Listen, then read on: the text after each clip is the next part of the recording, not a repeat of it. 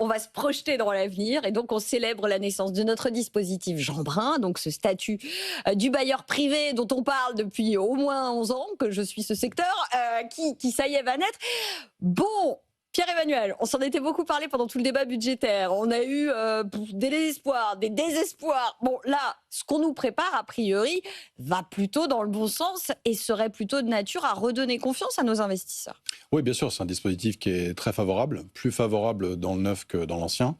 Il va améliorer le rendement d'un investissement locatif, puisque cette pratique d'amortissement, c'est-à-dire une quote-part du prix que je vais pouvoir venir passer en charge sur mes loyers. Très concrètement, ça veut dire quoi pour les investisseurs? C'est qu'ils ne vont pas payer d'impôts sur les loyers qu'ils vont générer. Donc, C'était déjà le cas de beaucoup d'entre eux, hein.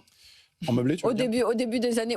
Alors meublé, je crois, de mémoire, 70% de ceux qui louent en meublé ne paient pas d'impôt sur les revenus locatifs. Exactement. Donc là, on le réouvre au nu. Donc, donc ça va améliorer le rendement de l'investissement locatif. Donc, on va pouvoir s'y intéresser de nouveau. On va pouvoir aussi, dans le financement de mon opération, avoir 3 interlocuteurs. Le locataire qui va payer 40%, 50% si les loyers progressent de mon projet d'investissement. Moi qui vais investir et financer une quote-part de ma mensualité. Et puis, je vais avoir une économie d'impôt, ce qui est une nouveauté, puisqu'on ne l'avait plus depuis plus d'1 an maintenant, qui va financer entre 10 et 20% du projet. Donc, on va retrouver des investisseurs qui vont mettre 30%, 40%, 50% de leur épargne pour pouvoir financer un bien immobilier. Donc, si moi, je peux financer une opération qui me coûte que 30 ou 40%, ça a de nouveau un intérêt.